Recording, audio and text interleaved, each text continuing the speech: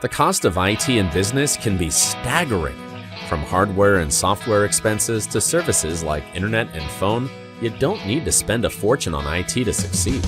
If your organization spends more than $500 monthly on any service, or you're considering signing a long-term contract, IT Enabled can help you manage your technology and minimize your costs. Contact us today to schedule a free consultation. IT Enabled, we're here to help.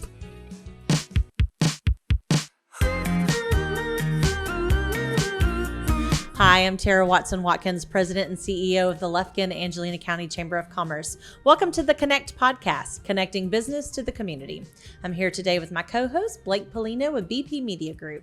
So this week, we have Kimberly Wagner of the Angelina Neches River Authority here on the podcast. We had them on the podcast about a year ago, and it ended up being one of my favorite episodes that we did because I love episodes where we're debunking and myth busting and finding out things that people in our community didn't know. So a lot of cool facts and information here in this episode. Let's jump into that now. Well, we're excited to have ANRA back on our podcast. I think last time we had Kelly here, so we're glad to have Kimberly here this time. Why don't you introduce yourselves, give a little bit of your background history, and then we'll talk about what ANRA is. Okay, fantastic. Well, thank you both for having me here today. I'm really excited to be here. I'm not sure if I can beat Kelly's podcast from last year, but I'll do my very best to make him and ANRA proud. So I'm Kimberly Wagner, and I am the Executive Manager over Communications at the Angelina Neches River Authority. I started at ANRA about 2.5 years ago. Had no idea what ANRA was. Longer than that. I know. I feel like I've been doing it forever. It seems longer than that. Okay. And before that, I actually taught at Stephen F. Austin State University. I was a lecturer and the director of the speech and debate program for an entire decade, so X and Jax. After that, saw the position open up at ANRA, and here I am, and I can't imagine myself being anywhere else or doing anything else. I did not know that about your background history, but I can completely see speech and debate and your life there. Yes, and also some journalism in my background as well. Yeah. So that's awesome. Great. So one of my favorite things about this podcast and just life in general is I love having my expectations subverted. Like, I just like to have something that I'm expecting to be true be completely wrong.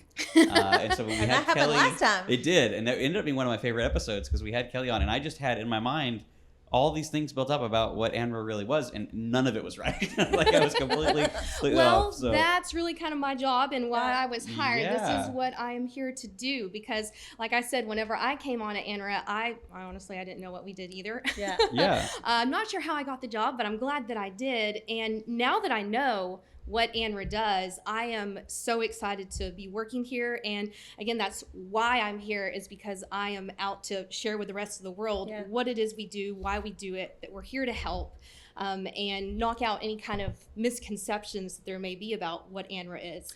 So for those that have not heard the podcast in the past, why don't you explain what ANRA is and what you do and what maybe you don't do? Gotcha. So ANRA actually started way back in 1935. So we've been around for a really long time, and we've been doing a lot of things kind of quietly behind the scenes that have actually really made a really big difference here in the Neches River Basin here in East Texas. And everything that we do revolves around water quality management and also water resource development and planning. So a lot of that has to do with we, for instance, have a Clean Rivers program where we do water quality monitoring on a quarterly basis, sometimes more. We do swim beach monitoring at some of our area lakes. We also have an environmental lab where we test water samples either for organizations and businesses or even for private citizens. For instance, if somebody needs to have their water well tested, we'll do that. We just brought some samples to you. Right. Well, I'll check on those for you. And it can even go as far as we also run and operate or manage some water systems, a lot of rural water systems. We help provide resources. We also do some regionalization and management of wastewater systems. We have a project up in the North Lufkin area that we're working on with that to basically just help protect our water that we have, because one thing that a lot of people take for granted is water. Absolutely. We turn on a faucet And there it is. And we don't even have to think about it. But there's a lot that actually goes into that, not just the infrastructure or the treatment, and not just the water that runs to our homes, also the water in our natural environment. There's actually a lot of water quality issues that we have here in our Neches River Basin. So, and a lot of people just don't know that. You know, I think people during the Snowmageddon, you know, when we lost water. Yeah. I mean, I remember that morning hearing that we're going to lose water. I filled up every bathtub we had in the house. Absolutely. Smart. And then I realized all my bathtubs leaked because my water, I came back and it was gone. Yeah. You know, and it was the first time that I've ever thought I have no way to get water. And I think that was probably that way for a lot of people during that time. Yeah, absolutely. In Lufkin. I think that actually did, you know, make people stop and realize, oh, water is a very valuable, precious resource, absolutely. And it's just, well, it's important. When it's gone, it's gone. Yeah. Yeah, and we take for granted that there's a whole system of people that make it happen that way. You know, there are places in the United States that are struggling with that right now.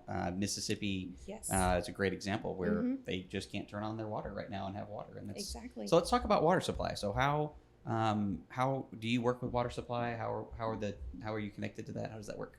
One of the common misconceptions about the Angelina Neches River Authority is probably because we have the word authority in our name, and people automatically think, oh, government agency, bad. Right. And ANRA is going to take things over. But that's actually, we have no legislative authority, ironically, to do that. So we can't just decide, hey, we're going to come in and take over a water system. We basically have to be asked. Right. And that's kind of become a niche of ours, something that kind of sets us apart from other river authorities in Texas is because of the unique issues that we have here in East Texas with water quality in a lot more rural areas that maybe don't have the resources to provide clean, safe, healthy water to their customers. We've had a whole lot of these rural water systems contacting us saying, hey, what can we do? You know, we're having issues, we're having problems. We can't provide water to our customers. And so, you know, we try to help them. And, you know, if that comes in the form of us, you know, acquiring the system, you know, that's the kind of thing that they have to ask. We can't just go in and take over something. And so I think that we've been earning a lot of trust from the public regarding those types of situations, and we've really been trying to put out a message that we are really just here to help. And we just want to be able to provide one of our most basic natural resources. We want people to continue to be able to turn on that faucet, and then there you have clean water. You can brush your teeth, you can take a bath, and your water not be brown. That's right. So, you know, we're doing a lot to help with that, and a lot of that comes in the form of applying for grants. Because another common misconception is, oh, you're a government agency, so y'all must get tons of funding. Well, that's not true, actually. We're a quasi-government agency, so we actually get no funding from the state. We only get revenue off of services that we provide. So, for instance, running a water system and so forth. But we apply for a lot of grants, and so that's how we're able to help people. And so we have several projects going on right now where we've applied and received some grant funding, and we're going to be making some really awesome improvements to help a whole lot of people very soon. That's great. That's awesome. What water systems are you currently working with? Are you able to share that? Yeah, sure. So currently we have Homewood Utilities, which is over in the Jasper area. We also have Prairie Grove Utilities. That's our most recent addition to the ANRA family of utilities, and that is located just outside of Diboll. And then we also manage the Angelina County Fresh water supply district up in the North Lufkin area, but we manage them. So. And how does that management work? So are these water supplies where they just run into issues with quality, with delivery, and then they reach out to you and say, hey, we can't handle this anymore? Can you step in and manage this for us? Is that kind of how it works? Yeah, that's basically what's happened. We also have several others who have reached out to us recently that, you know, we're working on trying to help them as well. And again, you have a lot of these rural water systems that maybe they have a very limited number of customers. So there's not a lot of money going into that system. So they can't afford to make any kind of improvements. And most of the infrastructure that's in the ground is, you know, 40, 50, 60 years old. That's right. And it's just constantly breaking or made, you know, with materials that are deteriorating. And it's a mess. Wow. Yeah. And they also usually can't keep up. TCEQ continues to put forth more and more, regulations, and they just can't keep up with the regulatory requirements. That's right. So, well, we know that you do a lot of education and outreach. Yes. So let's talk about that. How do you go out and educate citizens, and what type of organizations do you partner with to do outreach programs? Yes, so education outreach is my favorite part of working at ANRA, and I guess that's because of my background of working at SFA. I was an educator for a long time, and so I, of course, still love to do the education. I just love not having to do the discipline side of things. Whenever I first started at ANRA, that was really the basis or the foundation of what I was hired to do. Unfortunately, I was hired right at the start of COVID. Yeah. So that was a bit challenging and a little frustrated because the job I was hired to do, I couldn't do like 90% of it. So in that meantime, I did a lot of other duties as assigned, as they say, and I did a lot of planning. So it was really kind of a blessing in disguise to be able to have that time to plan and put forth, well, here are all the things that once this is over with, here are all the things that I can do. And so I was able to develop some programs and work on a lot of resources to get a lot of our stuff going. And so one thing that I love doing is I love going and talking at schools or at organizational meetings. I love sharing with people all the different types of things that we do, and we can cater our education programming to really anything that might go along with, for instance, the TEKS or just whatever the interest is of the organization. So I've gone and I've talked to students about our Clean Rivers program, and so I've demonstrated some of the water quality tools that we use to actually go out and monitor the water and tell them about all of my adventures, because that's another thing is I don't just sit in an office all day. I actually also help with our Clean Rivers program. I've been boots on the ground. I've probably fallen in every single creek, river, and stream in the entire Neches River Basin and seen about anything and everything you can imagine out there. But telling them about all of our stories with that and why it's important to not litter. How can they help save water? And I've talked to organizations about our compost facility, the Neches Compost Facility, which is up in Jacksonville. And so we have a lot of master gardener groups that are interested in that. And also I'm a Texas master naturalist. And so I talk to groups that are interested in natural resources, about water quality and how can we help improve it out in the natural environment. And particularly one brand new program that I'm extremely excited to bring to East Texas is the Texas Stream Team. So Texas Stream Team has been around since 1991, and it's based out of the Meadows Center, which is in San Marcos. And I was trained to be able to train volunteers to become what are called citizen scientists.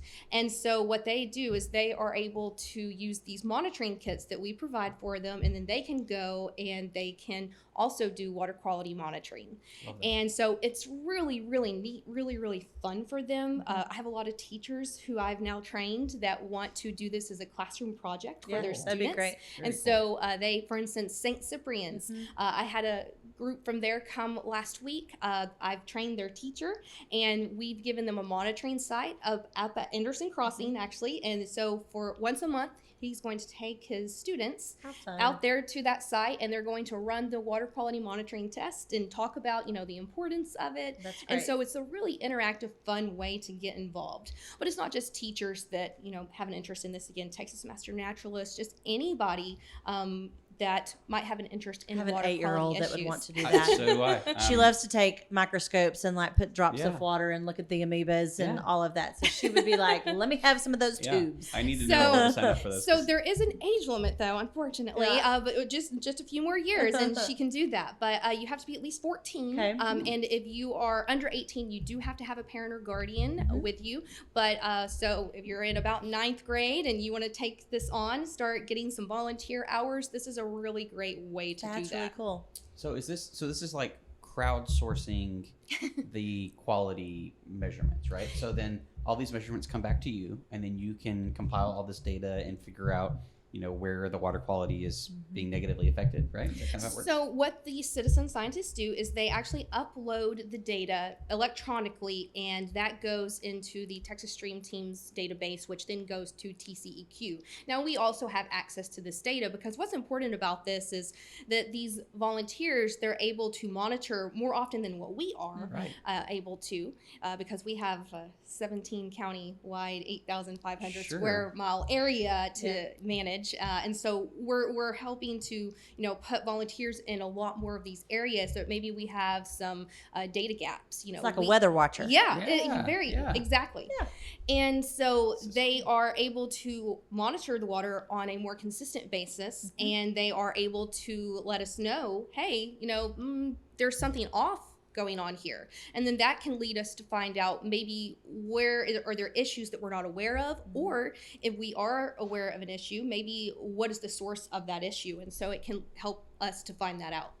So do they get assigned an area, or is it something like you have to live close to a creek or a stream or a river? How does that work? So our volunteers, they can sign up for any area. That area is officially certified through Texas Stream Team, and so it is put on their data map, and so they go to the same area, but they get to choose the location. Now, we might provide some guidance, so I might say, what, we don't have anybody that's, checking water quality over there, or it might be somebody that says, what, there's a river or a creek that runs, close to my home. I'd like to be able to find out what's the water quality like because, my kids play in the creek there. Right. Sure. So, or my animals drink the water there. Yeah, exactly. And so far, we've been able to fill in a lot of data gaps so far, and we haven't started officially monitoring because I just trained my first batch of volunteers in August, and they are now getting assigned their sites, and I have a few more trainings coming up that only have a few spots left.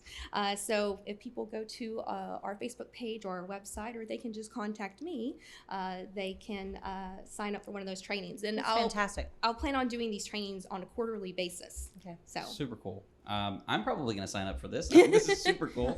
And so I could sign up as an adult, and then my son could watch, help out, that kind of thing. So absolutely. That's something we could do. That's really cool. That's super, super interesting. So you also have some other new things coming out. You guys are rebranding. Right. Tell us a little bit about that. Okay. So as I mentioned earlier, ANRA's been around for a long time, 1935. And we've kind of quietly been working behind the scenes, doing a lot of really good things, but nobody really knew who we were. We were kind of shrouded in mystery, again, behind that whole public or that whole government agency concept. And so when I first came on, the very first thing I told Kelly, I said, we need to rebrand. He looked at me like I had three heads. I can see Kelly doing and was like, I don't know, what do you mean? And I said, well, we're doing all these fantastic things. So now that I'm here and I know all these fantastic things, we need to be able to share it with the world. Yeah. And one really great way to do that is by just a rebranding. So we're not doing anything different behind the scenes while we are when I say that, meaning that we're continuing to do all the same great things that we have done for water quality protection and planning. However, we're just letting the world know who we are, and we're doing this through a whole lot more education and outreach. And with a whole rebranding concept, we're going to have a little bit of a new, or at least a revised everything. So we're working on a new website, which that's a doozy. Yeah. And we've revised our logo, so we'll be having a logo unveiling and some ribbon cuttings. We're revamping our social media, and we're including a lot more educational components to who we are. So all of that will be coming out, hopefully, late fall. Okay. We don't have an exact date for that, but I'll be sure and let you know as soon as we do. Know. So and you have a beautiful new building. Yes. Oh my gosh, it's so pretty. Yes, I was very lucky that whenever I started, that's where we were already housed and had been in that building for about a year before I got there. So back in, 2019 was when that building was built, and ANRA had moved from a downtown location over there. And that was really kind of the beginning of the rebranding. Kelly just didn't know it yet because it was... Well, the downtown location was so hidden. It had no signage. You just knew that there was a door that went in somewhere, and you didn't know what it went into. And the only reason I knew it was there is because my husband Brent does a lot of legal work for y'all. So he would be like, I'm going to ANRA. I'm like, where's ANRA? What's across from the courthouse? I'm like, in that building with no sign. Yeah, and I never knew it was there either. Yeah. So I love it. Well, we're excited for y'all, and y'all do such great work. And like you said, you know, it's fun to have myths Busted. totally busted. Yeah. Myth busters. Yeah. yeah. And if I can, one more thing that I'd like to share, another 2 more big programs, outreach, volunteer type things that we're doing. One organization that I have to say is very near and dear to our heart is, of course, Angelina Beautiful Clean. And I just want to thank Emily Thornton for all of the amazing work that she does. She is awesome. And I have loved working with her so much on a lot of things. I honestly have to credit her to a lot of the success of what I've been able to do, because we have been able to partner on a lot of things. And 2 of those big things are, one, stream cleanup events. There's litter everywhere on the ground, but it all ends up in the water eventually. And so we've been able to do quite a few stream cleanup events, and they've actually become really popular. One, because it's a little bit different than a regular litter pickup, and you know, you have a lot of students at schools that say, oh, I want to get in the water. Now, of course, we have safety protocol that we have to follow and everything, but they are a lot of fun. And it's actually catching. It's become contagious. A lot of other people in other areas have heard about our stream cleanup events, and other Keep Texas Beautiful affiliates are wanting to really get involved and do the same thing. That's fantastic. And then the newest program is our litter bag program, which I actually brought a visual aid. Oh, good. So cool.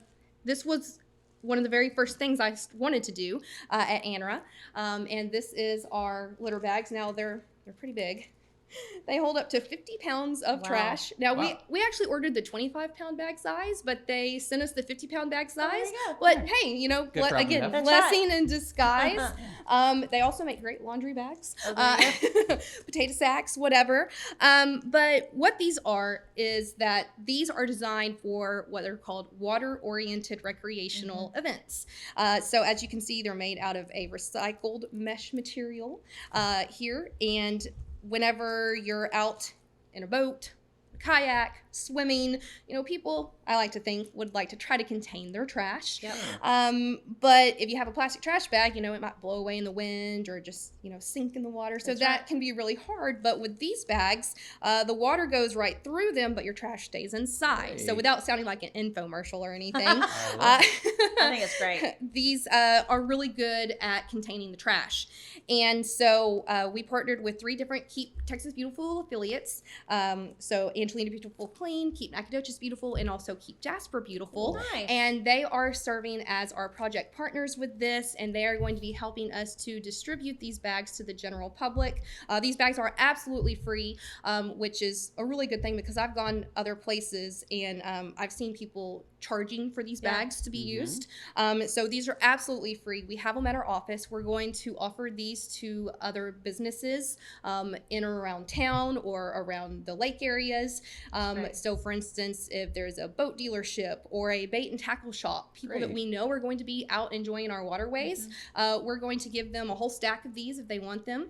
That way they can distribute them out. And then also, once we have that new website up and running, we're going to have a little place on our website where we're going to have a list of all the places you can go and pick up your litter bag. That's fantastic. And I saw those at the Forest Festival. Yes. So that's where they made their premiere. We had just gotten them in, so they made their premiere at the Forest Festival. I do hope that people will start taking advantage of these. I think those are great. This is going to be a 1-year pilot project, and I'm hoping that we're going to see a lot less litter on the ground in our waterways. That's great. Your enthusiasm for what you do is contagious. I know. And I'm telling you, Kelly has personally said to me how much that he values you. So you need to know that. But your enthusiasm for keeping everything clean and safe and for just education is contagious. So well done.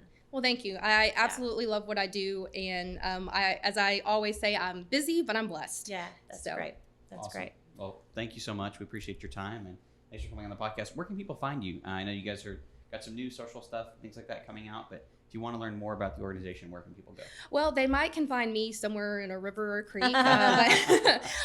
So they can go to www.anra.org. They can find us on our Facebook page at ANRA-TX. And we do have our other social media sites that we're going to be updating soon. Or they can call our main office at 936-632-7795. Give Kimberly a call. Awesome. Thank you so much. Yeah. Appreciate you coming on Thank the you all podcast. so very much. And thank you all for having a fantastic podcast and an opportunity to be able to share what I love. Thanks, Kimberly. Thank you so much. All right. I want to thank you so much for listening to the podcast again this week. We appreciate you tuning in. Please go check them out and sign up to volunteer or however you choose to be involved. If you'll do us a favor, if you'll share this podcast with somebody that you might think will find this interesting, it really helps just to kind of spread the word and spread the message and make this podcast